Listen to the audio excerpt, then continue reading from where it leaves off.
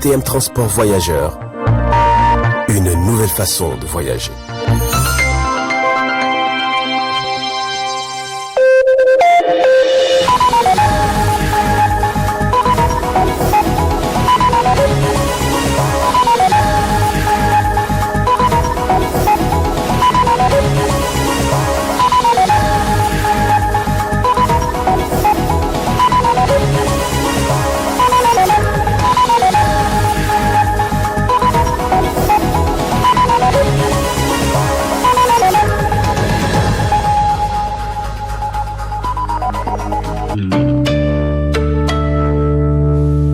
Messieurs, dames, bonsoir, ravi de vous retrouver à travers cette édition consacrée à la rétrospective de la semaine.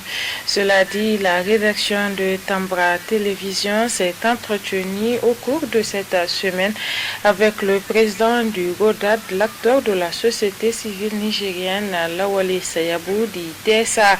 Il est relatif à la situation sociopolitique aux États-Unis d'Amérique après l'investiture du nouveau président américain du Parti démocrate, John Biden. On le suit. Aussitôt qu'il a pris fonction, il s'est attelé rapidement à arrêter cette vision, le trumpisme qui s'est progressivement infiltré dans la société américaine et au niveau d'une jeunesse, souvent sous le coup de la drogue et de la colère, parce que très en euphorie souvent, les jeunes qui se sont attaqués au Parlement, chose impardonnable de l'éthique américaine, eh bien, il a pris un décret pour vraiment rétablir les États-Unis dans leur personnalité, dans leur posture de conscience universelle. Parce qu'aujourd'hui, on sait que la stratification des consciences en termes de démocratie, on pense que les États-Unis sont au firmament, au sommet, et que c'est l'exemple, que ce soit les démocrates ou les républicains, c'est l'exemple que le monde est en train de copier. Et je pense que les États-Unis sont revenus à eux-mêmes et que le président Biden est en train, en tout cas depuis hier, il a pris des décrets. Et nous avons vu le consortium du commerce américain, déjà ce matin, a annoncé un appui à Biden pour vacciner 100 Américains. Vaccin contre la COVID-19. Poursuite à Maradi des travaux du congrès extraordinaire de l'Union des scolaires nigériens USN. Les délégués représentant les scolaires et étudiants sont appelés à élire la nouvelle instance dirigeante pour défendre les intérêts matériels et moraux de ces derniers. Reportage Ramatou Maro. C'est Amor Sani Ibrahim, ancien cadre de l'USN, président du comité d'organisation du 13e congrès statutaire de l'USN, qui se tient actuellement à Maradi avec les thèmes engagement et la solidarité des scolaires pour la promotion de la paix.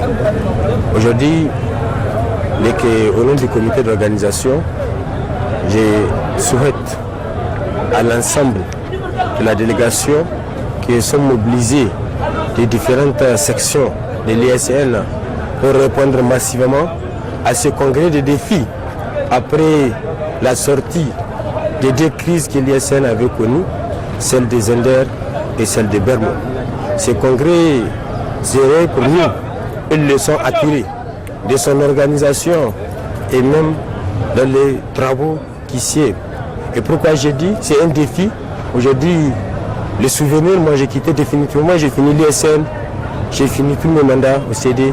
Mais quand j'avais de bons souvenirs de l'ISN que j'ai gardé à moi, lorsque j'ai commencé à être un acteur, j'ai trouvé une ISN qui est capable de s'organiser entre elle et ses militants, d'organiser leurs activités lorsque c'était le centralisme démocratique, c'était des débats d'idées. Aujourd'hui, cette organisation que je quitte et que j'ai le privilège d'organiser ce congrès, j'ai trouvé d'autres astuces vraiment qui ne sont pas du tout bénéfiques pour l'ISN. Il faudrait qu'à partir de ce congrès, que les militantes et militants s'activent pour faire de meilleurs travaux afin de sauver cette organisation du gouffre, de tous les complots qu'elle fait face des politiques. Vous vous souvenez qu'à Bermo, il y avait eu un congrès. À Zender, il y a eu une rencontre des amis, des rebelles de l'organisation, je le répète. C'est des rebelles. Seuls les membres du CD et le comité directeur est habilité à convoquer un congrès. Or ça, tout celui qui le fait, il n'est qu'un rebelle. Et dans tout mouvement, ça ne manque pas. Nous avons fait un dépassement de soi pour faire un comité ad hoc constitué de l'ancien CD que nous avons fini de déposer, constitué de l'équipe de Bermo, le nouveau CD et constitué des amis des Andes qui ont révolté contre le congrès pour avoir la stabilité. Et qu'aujourd'hui, j'ai dit un congrès de défi parce qu'on a fait un appel, toutes les 3 équipes sont dans le comité ad hoc. Donc il n'y a pas question quelqu'un s'est dit il est lésé. L'ancien CD est représenté, le CD de Bermo est représenté, le CD des Andes est représenté. Donc il n'y a pas quelqu'un qui va dire qu'il est dans l'organisation du congrès, il n'est pas associé. Donc chacun parle à ses camarades pour pouvoir apaiser les tensions qui nous ont les sentiments, pour s'en passer de nos sentiments, pour faire de meilleurs travaux. C'est la loi de la majorité. C'est l'exception qui te fait élire au comité directeur, ce n'est pas la bagarre, ce n'est pas des insultes.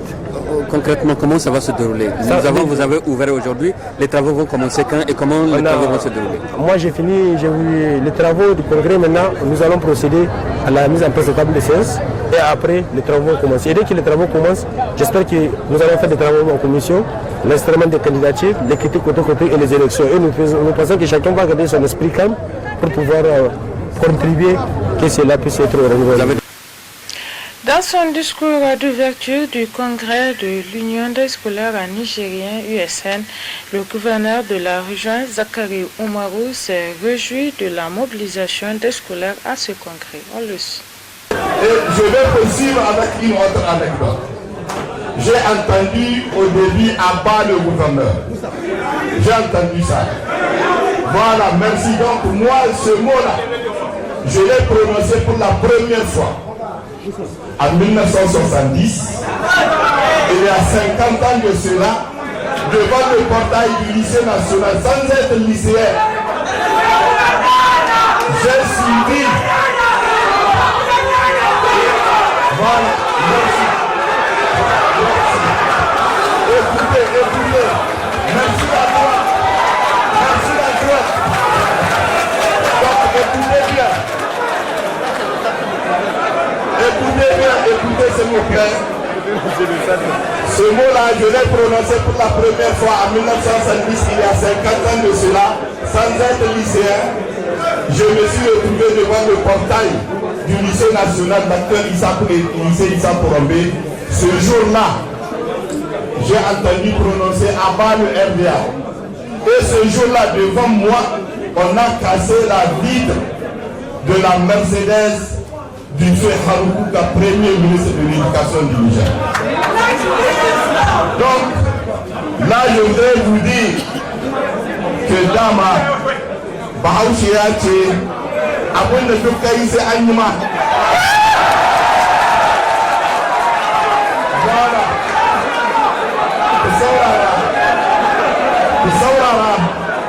Il y a 50 ans, j'ai dit à bas. Il y a 50 ans de cela, le Sultan a dit que ce pays-là, il sera dans vos mains. Eh bien, du fond de ma tombe, je vais écouter mes petits-fils en train de vous dire à part. Autre aspect de cette rétroactualité de la semaine au Niger, de la région de Difa, il est de coutume pour les femmes de la capitale de Manga d'utiliser l'encens pour se parfumer et parfumer les habitations ainsi que les habits. Comment fabrique-t-on cet encens? Madame Mahamadou Ide Fana nous ouvre son univers.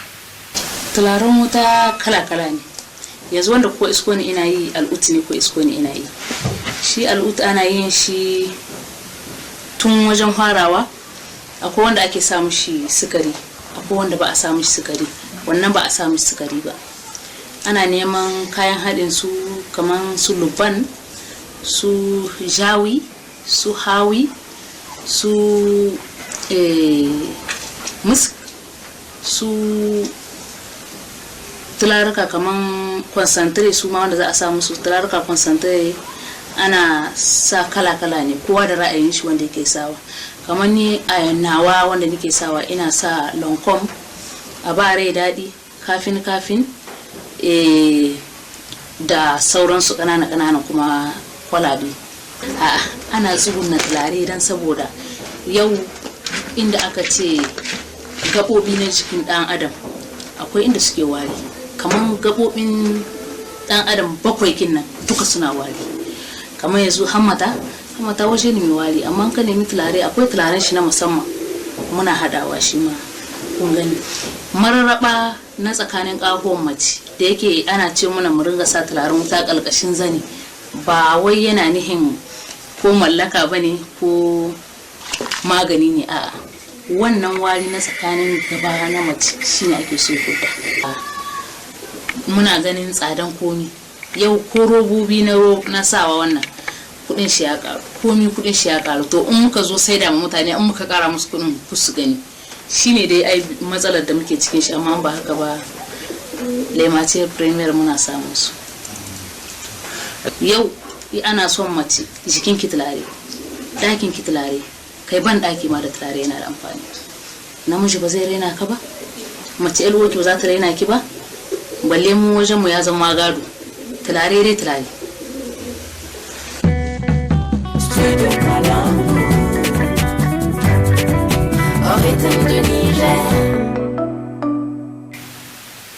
Certains conducteurs foulent aux pieds ces derniers temps les décisions de la ville de Niamey qui réglemente la circulation sur la voie express traversant de l'aéroport international Diori Hamani au centre-ville. Commentaire Aïssa Adamou. La voie express est l'une des infrastructures structurantes réalisées dans le cadre de la conférence de l'Union africaine à Niamey. Avec plusieurs voies de circulation, cette route a totalement métamorphosé l'image de la capitale. Il faut noter que ce noyau relie l'aéroport international Diori Hamani de Niamey au centre-ville. La voie express, d'une part, facilite la fluidité des trafics dans les zones qu'elle traverse. Malheureusement, force est de constater que dans la zone de Grand Marché, aujourd'hui, cette voie est confrontée à un problème relatif au non-respect des règles de son utilisation. D'autre part, malgré toutes les décisions prises par les autorités de la ville de Niamey par rapport à l'utilisation de cette voie moderne, certains usagers filent au pied de gré ou de force toutes les réglementations, le non-respect de certains arrêts et stationnements par les conducteurs. Une situation qui est due à l'imprudence et l'indiscipline des uns et des autres. Pourtant, cette voie express répond aux normes standards à l'image de celles des autres pays émergents. Cependant, les autorités en charge des transports devraient prendre toutes les responsabilités pour mettre fin à cette anarchie afin de rappeler les conducteurs de respecter le cadre de la route pour le bon usage de cette voie express. On constate un véritable changement de temps en cette période de grand froid, une situation liée au changement climatique. Relativement à cette question, notre reporter Zainabou Gagra s'est entretenu avec Kachalou Gotchialawan de la direction de la météorologie nationale sur les images de Abdel Nasser Abdou. Pour ce qui est donc de l'installation de la saison de froid cette année, c'est vrai que nous avons vu cette fois-ci une installation timide, mais cela ne veut pas dire que antérieurement on n'a pas connu, n'est-ce pas, des saisons de froid beaucoup plus chaudes, par rapport à la moyenne. Même si cette année quand même c'est assez particulier, je le concède. Alors ce qui a expliqué cela, d'abord météorologiquement parlant et synoptiquement parlant, il y a ce qu'on appelle la variabilité climatique. Donc chaque année, normalement, les saisons ne sont pas exactement les mêmes. compte fait, il y a des changements, il y a des variantes. Il y a des fois, il fait plus froid, des fois moins froid, des fois moyennement froid. Donc ça, c'est la variabilité naturelle. Donc c'est ce qui... Alors, pour cette année, normalement, nous avons deux grands centres d'action. Donc les anticyclones, ce qu'on appelle les anticyclones des Açores, c'est là où les vents plutôt descendent. Et ce sont des zones de haute pression. Et c'est ça qui pousse les vents là qui nous arrivent, n'est-ce pas, du nord, et qui, effectivement, pousse les vents liés à l'harmattan, par exemple, pour descendre vers chez nous. En même temps, au sud, nous avons le Sainte-Hélène, de son côté, fait la même chose dans l'hémisphère sud. Et donc, les deux là travaillent un peu ensemble. Donc, selon les moments, il y a un centre d'action qui prend de l'ampleur et avance, et l'autre qui recule et s'affaiblit. Et en cette période-là, normalement, donc c'est l'anticyclone des Açores qui devrait prendre de l'importance et pousser beaucoup plus de vent, faire descendre également le froid. Alors, il s'est trouvé qu'il y a quelques moments, des semaines un peu en arrière, il y avait une dépression qui s'est mise à la place, ce qui n'était pas tout à fait normal cette période. Donc, et ça affaiblit complètement l'anticyclone. Donc, il n'y avait pratiquement pas de vent qui venait. Et donc, sur la bande sud du pays, il n'y a pas eu de descente d'air froid, n'est-ce pas? Et c'est ce qui a expliqué vraiment la hausse des températures, en grande partie en tout cas, n'est-ce pas, qu'on a connu sur la bande sud du pays, et particulièrement sur la bande sud-ouest, donc dans les environs de Niamey, Tillabéri, Dosso. Et donc c'est ça qui a expliqué vraiment. Et on voit bien que, par exemple, au mois de décembre, la température moyenne qui est de 15 degrés, cette année on a eu 22 degrés. Donc 7 degrés de plus. Donc c'est dire qu'effectivement il a fait extrêmement chaud, surtout ça c'est le cas de Niamey que je donne, mais il y a beaucoup de localités, n'est-ce pas, où cette température a grimpé. Quand les températures maintenant qui ont commencé à chuter, effectivement il faut protéger les plus vulnérables. C'est les enfants, c'est les vieillards, et voilà. Et parce qu'il y a aussi beaucoup de maladies en cette période-là qui sont liées à la saison. Et pour la poussière également, je l'ai dit, et j'ai déjà dit comment ça peut impacter. Donc je crois qu'il va falloir prendre des mesures pour se protéger contre cette poussière-là également. La suite de cette édition, la prise de conscience des jeunes diplômés vers l'entrepreneuriat et les petits commerces devient sans nul doute une réalité au Niger. Qu'est-ce qui conduit ces jeunes diplômés de la création de leur propre entreprise? Zainab Gagara et Abdul Nasser Abdul nous en disent davantage. Le rêve de la majorité des jeunes diplômés ou même nigériens est de travailler à la fonction publique. Mais l'on constate que ce rêve n'est plus d'actualité chez certains jeunes diplômés. Cependant, la tendance d'aujourd'hui tourne autour de la prise de conscience de ces derniers vers l'entrepreneuriat. À notre temps, après les études, après avoir fini les études, il y avait une incertitude socio-économique dans le pays. Il y avait des grèves des syndicats, des scolaires par-ci par-là. Et la situation économique est tellement précaire que je me suis dit, beaucoup de mes amis étaient partis dans l'enseignement, le contrat. Moi, je me suis dit, peut-être en créant quelque chose, je pouvais gagner un peu plus que ce que les autres gagnent.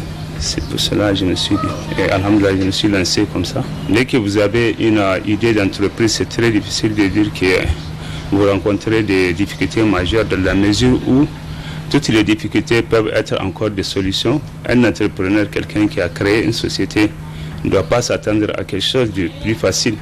Donc il y a des choses que vous allez trouver et que vous allez les transformer en solutions. Et ça, c'est déjà un avantage, une expérience. Ça permet de vous remonter encore. Une bonne partie des étudiants émettent aussi des souhaits pour créer leur propre activité commerciale pour subvenir à leurs besoins. Avant qu'on finisse les études là, si la personne n'a pas de moyens pour faire ses études, comme là-bas c'est des instituts privés, il y a des sommes qu'on verse. Si la personne n'a pas ces sommes-là, c'est un problème. Donc c'est pour cela qu'on est en train de faire ce comme ça. Aussi, venir chômer là, c'est pas bon. L'appel que j'ai lancé à nos collègues étudiants, de ne pas croiser leurs bras pour attendre jusqu'à ce qu'ils finissent leurs études. Notons que l'État, qui est le principal employeur dans la plupart des pays en voie du développement, dont le Niger en particulier, ne dispose pas d'assez de moyens et ressources pour recruter tous les diplômés. Cependant, l'heure est à l'entrepreneuriat social et mener ses activités génératrices de revenus pour réduire le taux de chômage dans le pays. Le mariage est une union sacrée pour toutes les religions, mais l'on constate que la situation de divorce est devenue une question d'actualité. Quelles en sont les causes de ces divorces dans nos sociétés? Zainab Gagara, Abdel Nasser Abdou, reportage.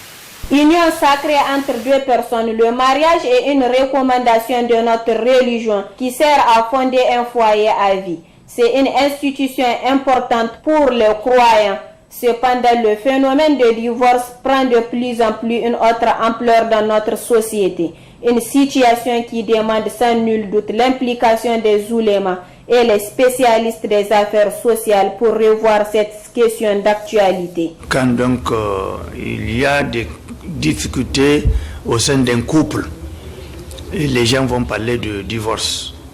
Mais ce n'est pas aussi facile comme nous le constatons maintenant, ici à Niamey ou ailleurs. Il y a des dispositions islamiques qu'il faut respecter avant de prononcer le divorce. Parmi les dispositions, d'abord, il faut que le mari, d'une manière quotidienne, prodigue de conseils à l'endroit de sa femme. Alors, quand ce conseil ne porte pas de fruits, en ce moment-là, l'islam avait demandé que le mari ne doit pas partager le lit avec sa femme pour un moment, afin de la punir, corriger, et afin que la femme se ressaisisse. Et quand cela aussi ne donne pas de résultat, l'islam recommande au mari de la frapper légèrement. Ce n'est pas une grosse frappe qui va saigner ou qui va mener des problèmes. Non, c'est juste pour faire comprendre que la femme doit respecter le mariage. Alors, quatrième disposition, on va demander deux délégations. Une délégation du côté de la femme et une autre délégation ou déléguée du côté du mari. Donc, les deux délégués vont se rencontrer pour situer véritablement le problème et chercher à trouver des solutions. Donc, quand les deux délégués se rencontrent et qu'ils cherchent à solutionner le problème du foyer, et cela donc va certainement aider. Au cas contraire, le divorce est prononcé. Notons que la précipitation sans connaissance préalable des devoirs et des droits dans le mariage, ainsi que la méconnaissance des conditions à remplir, sont des principaux points qui constituent des sérieux obstacles à sa réalisation. En 2018, nous avons le taux de divorce qui tourne autour de 962. En 2019, on a revu le chiffre en baisse. Nous avons enregistré 856. Et en 2020, donc c'était à 631-32 cas de divorce. Donc il y avait une baisse vraiment de cas de divorce au niveau de l'association. Alors nous avons constaté que ce qui provoque les divorces au sein des familles, il y a plusieurs causes, qui est le mensonge réciproque. Alors là, ça crée des problèmes. Et une autre cause qui n'est pas négligeable, c'est l'ignorance des mariés de l'islam. Première d'ailleurs de divorce, c'est que les gens ignorent pourquoi ils se marient.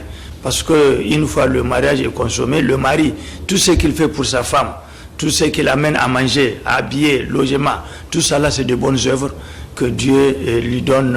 Et la femme, tout ce que la femme fait pour son mari, en matière de respect, en matière de tout ce que l'homme et la femme doivent faire pour son mari, et cela aussi c'est de bonnes œuvres.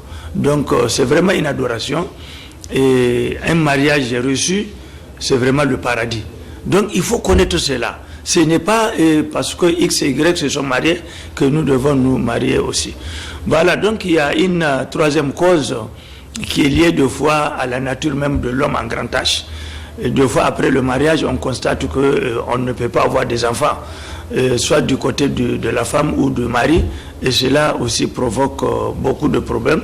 et en sorte que donc un des couples demande le divorce. Selon les dernières statistiques de l'Association islamique du Niger, le taux de divorce est en baisse ces dernières années. Pour y remédier cette question de divorce qui est devenue un phénomène sociétal, enfin la population est appelée à apprendre davantage à se ressaisir, car le mariage n'est pas un jeu mais plutôt l'adoration d'Allah, donc une chose importante. Et c'est la fin de cette rétroactualité de la semaine. Merci à vous de l'avoir suivi.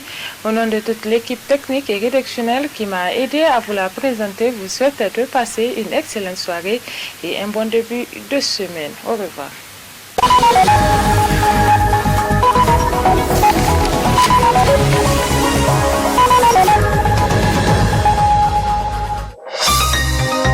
Ce journal vous a été présenté par STM Transport Voyageurs. Une nouvelle façon de voyager.